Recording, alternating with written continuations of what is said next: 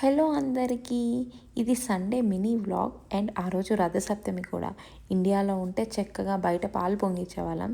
So, అదంతా కుదరలే కాబట్టి బాబుకి బ్రేక్‌ఫాస్ట్ చేసేసి, హౌస్ క్లీన్ చేసుకొని, దేవుడికి దీపం పెట్టుకున్నాను. అండ్ ఆ రోజు దేవుడికి చక్కెర పొంగల్ చేశాను. సో, దేవుడికి పూజ చేసేసి, చక్కెర పొంగల్ తినేసి లంచ్ స్టార్ట్ చేశాం.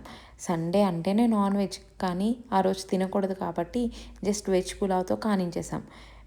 కొంచెం నాన్ వెజ్ టేస్ట్ రావడానికి మీల్ మేకర్ వేసాను అండ్ అది కూడా సూపర్గా ఉంది.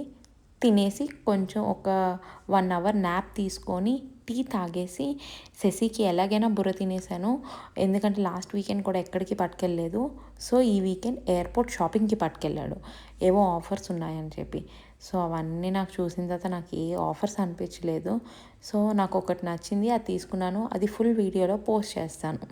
అండ్ కూప్లో కావాల్సిన grocery items like milk, eggs తీసుకొని, మా బాబు ఇంకా ఏడుస్తున్నాడు కాబట్టి వాడికి బిస్కెట్స్ తీసుకొని ఇంకా రిటర్న్ అయిపోయాం. ఆ రోజు -1 ఉంది, చలి చంపేస్తుంది.